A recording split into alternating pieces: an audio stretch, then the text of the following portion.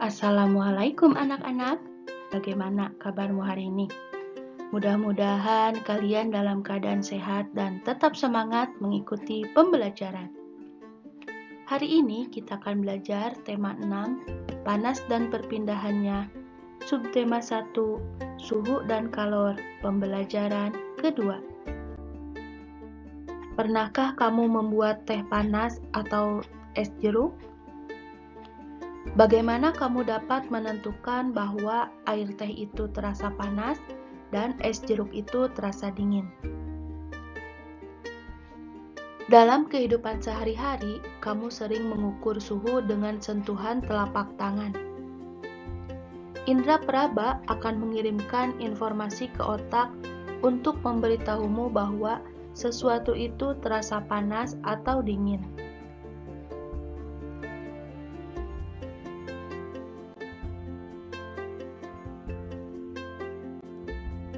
Yuk kita cari tahu perbedaan antara suhu dan panas.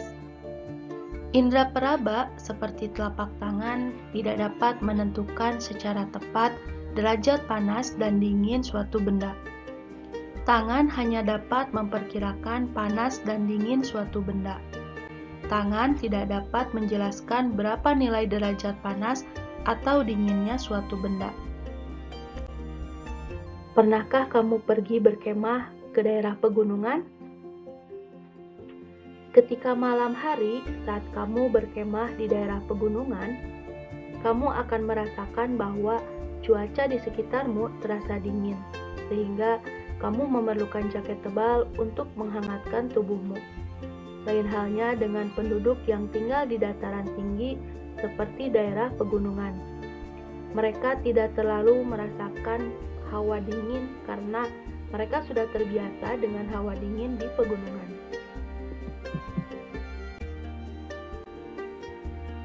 Hal tersebut membuktikan bahwa indra peraba tidak dapat digunakan untuk mengukur derajat panas suatu benda, karena setiap orang memiliki perbedaan dalam merasakan suhu di sekitarnya.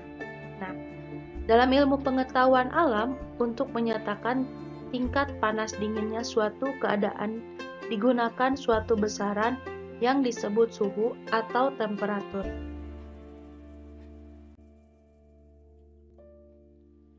Panas atau kalor dan suhu adalah dua hal yang berbeda. Energi panas merupakan salah satu energi yang dapat diterima dan dilepaskan oleh suatu benda. Ketika sebatang logam dipanaskan dengan api, batang logam tersebut mendapatkan energi panas dari api. Energi panas membuat batang logam tersebut menjadi panas. Ketika batang logam tersebut panas, suhunya meningkat. Ketika batang logam menjadi dingin, suhunya menurun. Suhu adalah besaran yang menyatakan derajat panas suatu benda.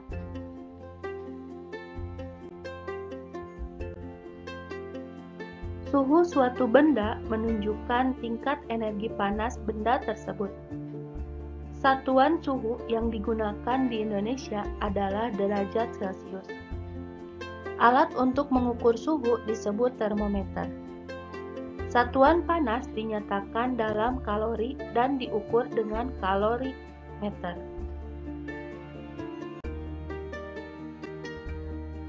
Tahukah kamu, termometer pertama kali dibuat pada tahun 1592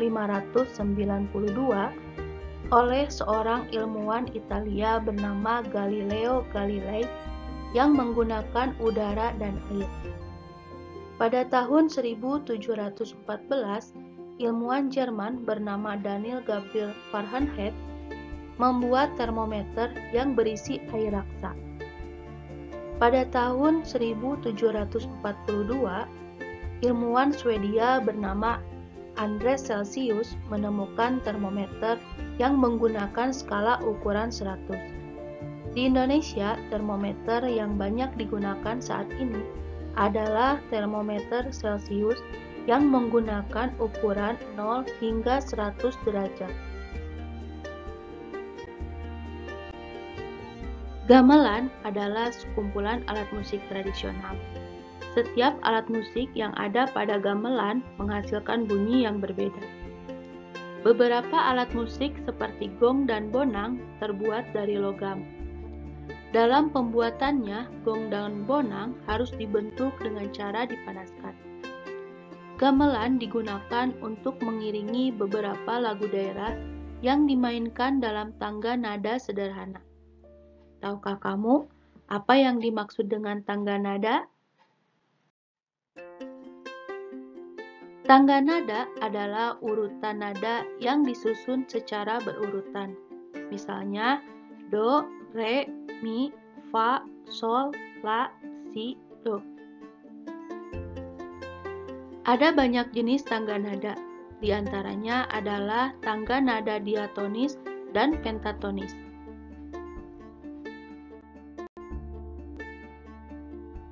Tangga nada diatonis adalah tangga nada yang mempunyai dua jarak nada, yaitu 1,5.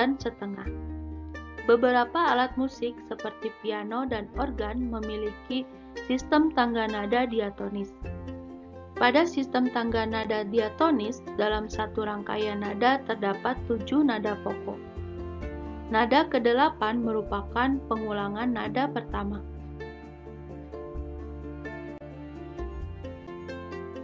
Tangga nada pentatonis merupakan jenis tangga nada yang hanya memakai 5 nada pokok.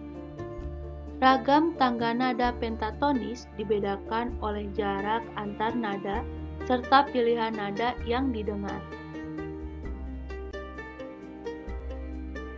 Berdasarkan nadanya, ada tangga nada pentatonis yang menggunakan tangga nada jenis pelog dan tangga nada jenis slendro.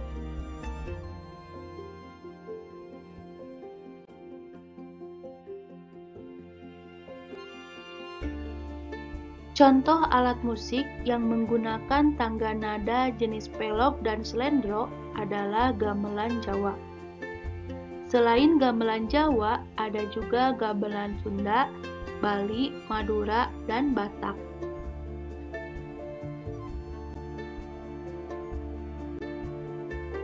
Tangga nada pelog biasanya menggunakan susunan nada yang berbunyi seperti nada-nada do, mi, fa, sol, si. Salah satu lagu daerah yang menggunakan tangga nada ini adalah lagu Gundul Pacul dari Jawa Tengah. Sedangkan tangga nada slendro biasanya menggunakan susunan yang berbunyi seperti nada-nada do, re, mi, sol, la. Lagu yang menggunakan tangga nada ini memberi kesan gembira dan lincah. Salah satu contoh lagu dengan tangga nada slendro ini adalah lagu Cublak Cublak Suweng dari daerah Jawa Tengah. Coba kamu perhatikan kardus biskuit makanan tambahan untuk anak usia sekolah dasar. Kardus ini berbentuk balok, yang mana balok merupakan contoh bangun ruang. Balok memiliki 6 sisi. Pada bangun ruang, sisi merupakan bidang yang membatasi bangun.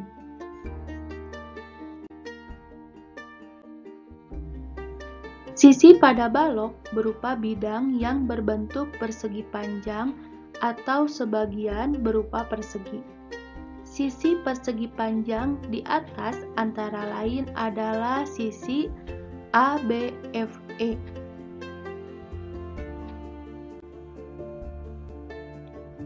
Coba kamu perhatikan gambar balok berikut. Nama bangunnya adalah balok KLMNOPIR.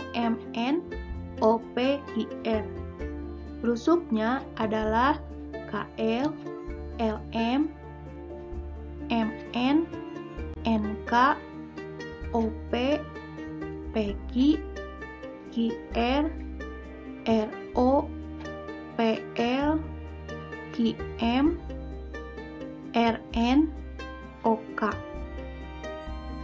Sisinya adalah sisi KLMN, OP, OPQR, KLPO, NMQR, LMQP, KNRO.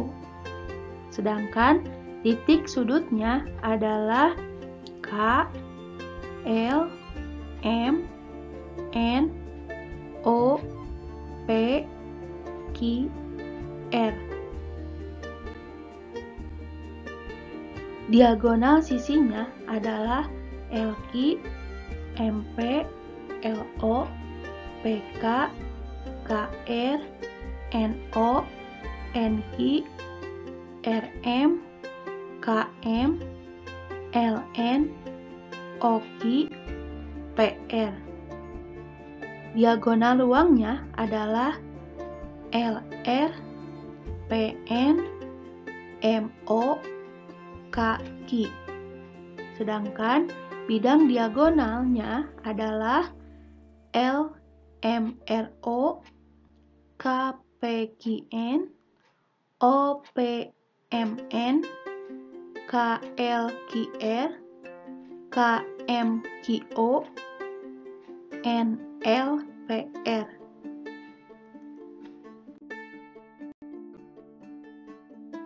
Banyaknya masing-masing komponen balok adalah sebagai berikut.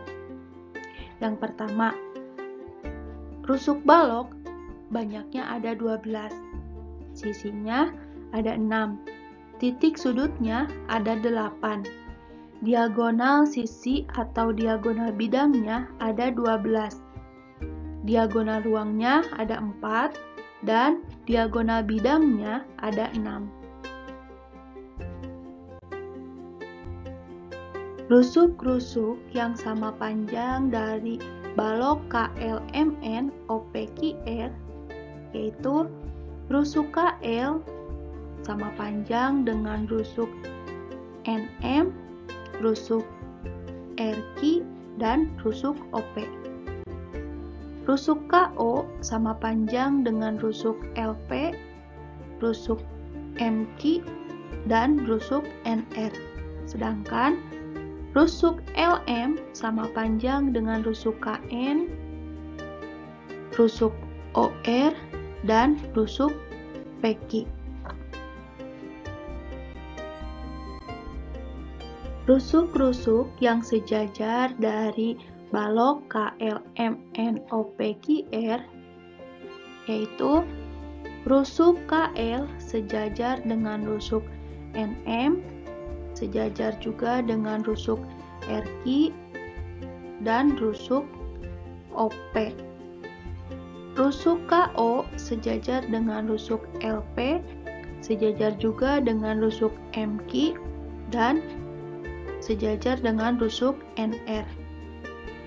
Sedangkan rusuk LM sejajar dengan rusuk KN, sejajar juga dengan rusuk OR, dan sejajar dengan rusuk PQ. Aturan penamaan balok. Yang pertama, penamaan balok menggunakan 8 huruf kapital dengan diberi tanda titik setelah 4 huruf pertama. Contohnya A, B, C, D, titik, E, F, G, H. Yang kedua, penamaan dimulai dari bidang bawah berputar berlawanan arah jarum jam, kemudian ke bidang atas juga berputar berlawanan arah jarum jam. Sehingga penamaan balok tidak boleh sembarangan, tetapi harus mengikuti 2 aturan ini. Alhamdulillah, pembelajaran hari ini sudah selesai. Jangan lupa like dan subscribe. Assalamualaikum warahmatullahi wabarakatuh.